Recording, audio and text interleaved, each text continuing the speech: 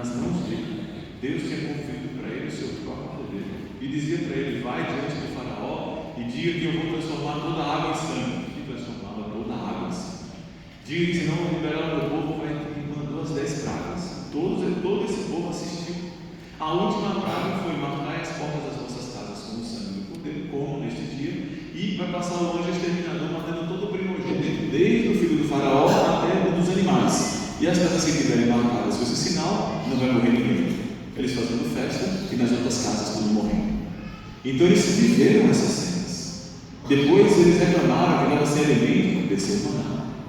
Então eles estão com Moisés e deveriam já ter uma tal confiança, uma tal certeza que para eles não ia faltar nada. E como eles se declaram diante de Moisés com essa revolta, e quase apedrejam Moisés porque sentem sede. Se foi para nos matar no deserto que nos tirasse do Egito, o povo estava escravo do Egito, o povo estava fazendo aquilo que não precisava, o faraó estava castigando eles de uma forma brutal, e Moisés ficou ali com a missão diante de Deus de libertar o seu povo. Eles eram o povo eleito e não podia viver naquela escravidão, já estava 400 anos naquela escravidão. Então Moisés vai cumprir a sua missão, e o povo que está liberto do Egito fica dizendo que era melhor ter ficado no Egito do que seguir Moisés. A revolta do homem, a indisposição do homem, o coração do homem. E Deus vai instruindo Moisés: vai lá na frente, pega alguns anciãos, pega o teu cajado, ensinando como fazer para que as pessoas vissem a autoridade que Deus estava confiando em Moisés. E Moisés faz ali jorrar a água da pedra, e eles bebem a água. Mas não para por isso, podem ler depois do livro do Êxodo, e vamos ver o quanto esse povo tem no coração e continua com essa dureza de coração. Vamos agora para o Evangelho. O Evangelho traz aqui o encontro de nosso Senhor Jesus Cristo com a samaritana. Essa samaritana, ela está indo buscar água no poço de Jacó. Jacó tinha feito milagres, para aquele poço se alimentar dos seus filhos, se alimentar do seu rebanho, e esse poço não parava de jorrar água, tinha água por gerações e gerações.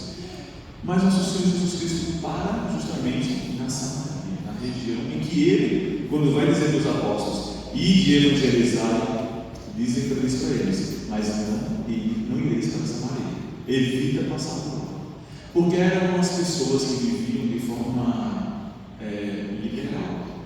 Elas não tinham, conheciam os mandamentos, conheciam as regras, mas não seguiam, e buscavam apenas o gozo da vida, buscavam apenas o bem-estar próprio, e estavam pouco se importando com as práticas da vida.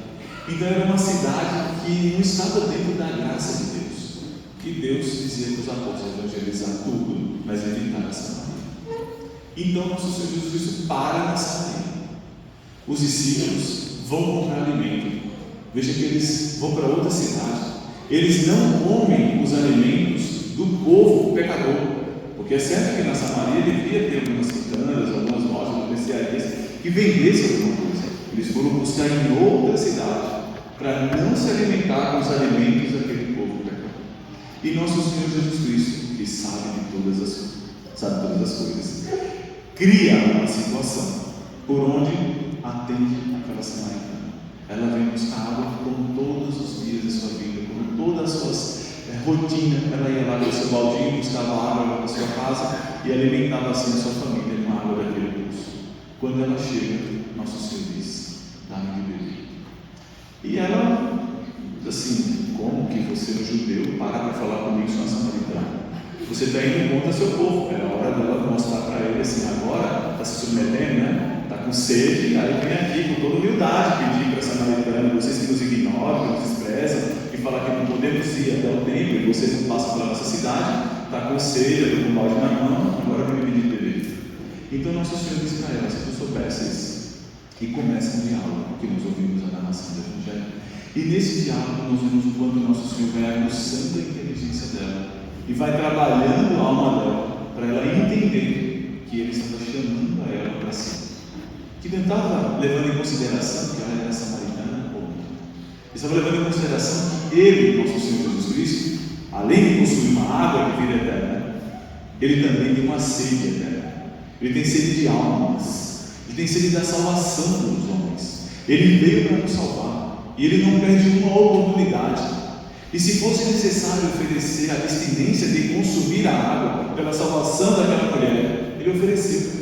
Ele não bebeu da água e não aceitou os alimentos dos apóstolos, porque ele tinha uma sede, tinha um alimento que era conquistar aquela água. Então o sacrifício que ele ofereceu, o cansaço que estava, era para que aquela mulher estivesse se convertendo.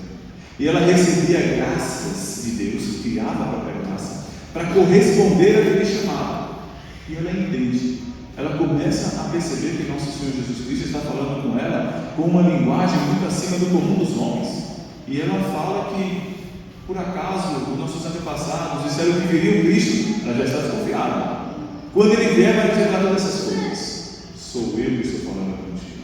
Uma revelação dessa. E ela não acha estranho, como Pilatos no dia da paixão de nosso Senhor Jesus Cristo, que manda crucificá-lo porque ele sou rei. E porque os judeus mandam matá-lo porque ele diz que é Deus. Ela não. Ela deu uma decisão imediata.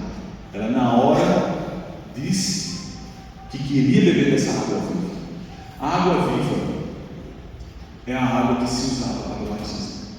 Não se usava água parada, porque a água parada é morta.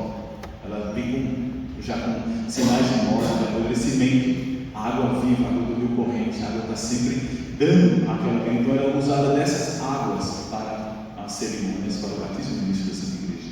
Então os judeus tinham em consideração que para usar água para os sacramentos deveria ser uma água viva.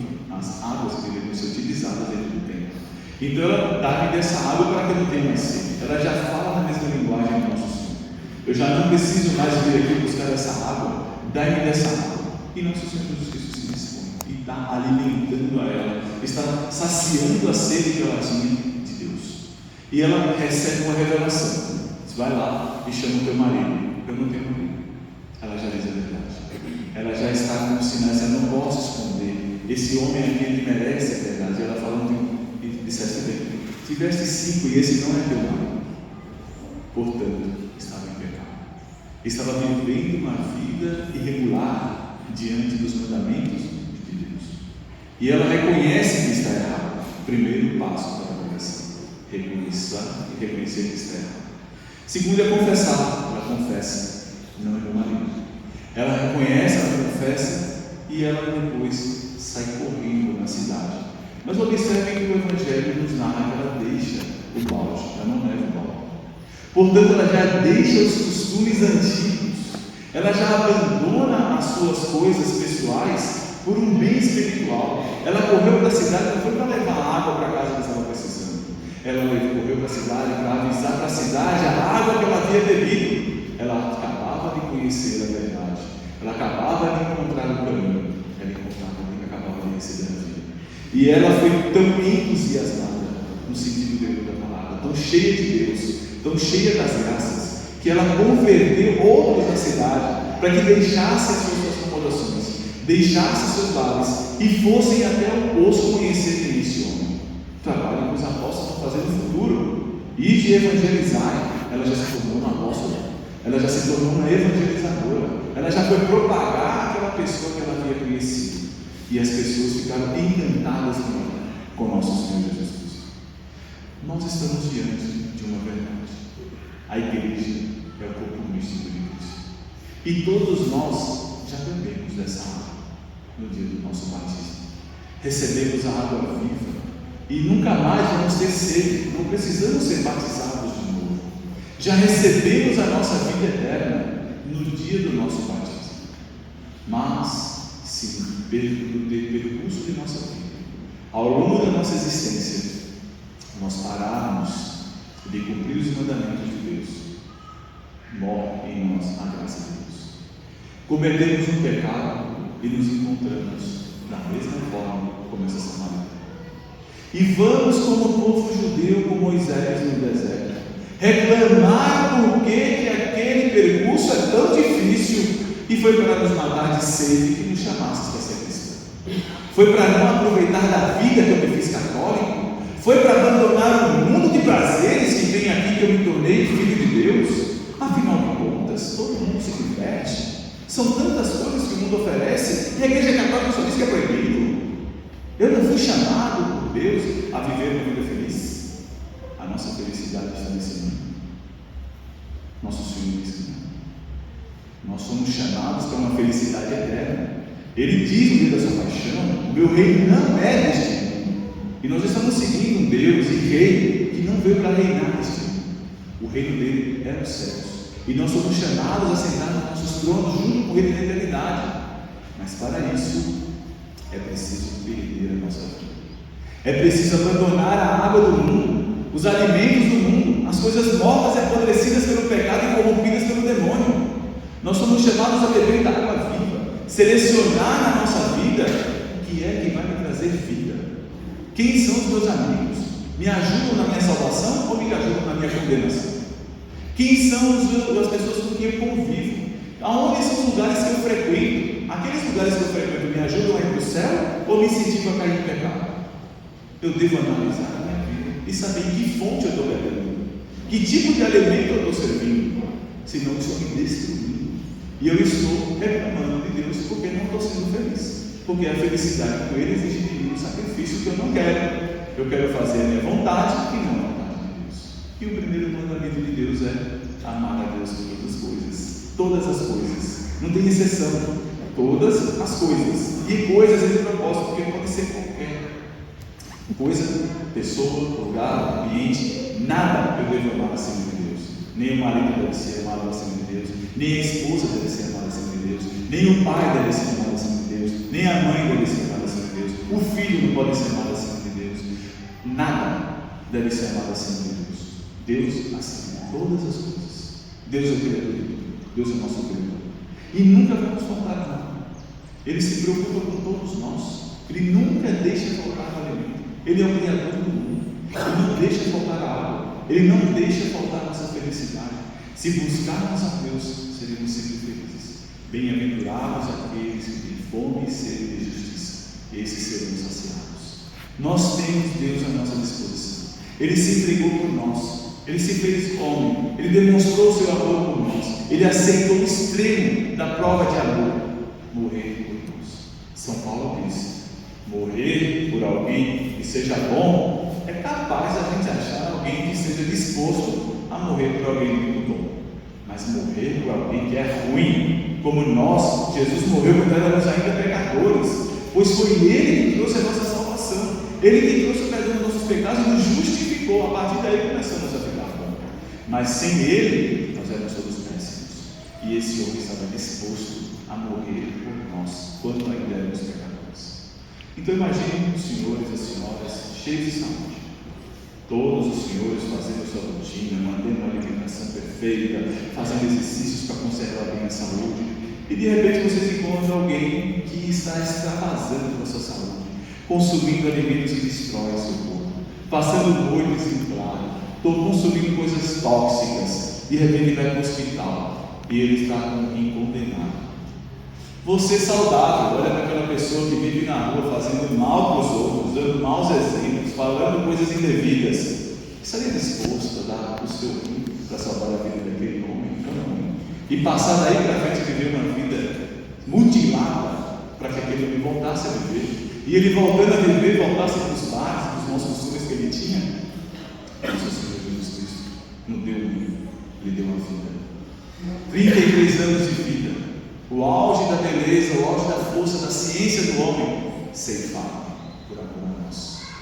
Portanto, a Quaresma nos convida a reconhecermos como samaritano, a chegarmos nesse poço de água viva que é a Santa Igreja, a ouvirmos essas palavras de nosso Senhor Jesus Cristo para nós que vivemos o risco do pecado e às vezes, infelizmente, até no pecado, para que reconheçamos os nossos pecados e bebamos essa água viva.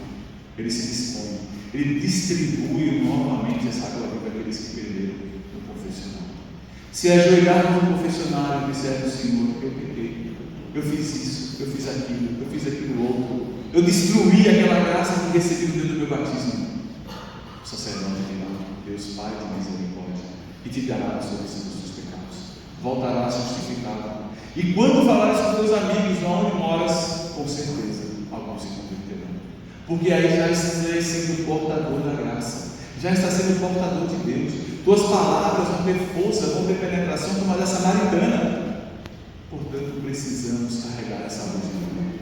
Muitas vezes me pedem: Pai, reza pelo meu filho, Pai, reza pelo meu marido. Pai, você reza. Você está em estado de graça. Está praticando os mandamentos. Se você tiver que rezar, sua oração é importante. Não duvide. Moisés se jogou de pedra com a força de Deus. Se Moisés estivesse em pecado, aquela água não sairia. É necessário que estejamos portadores dessa água viva, que sejamos elementos vivos de Deus nas mãos dele para transformar o mundo.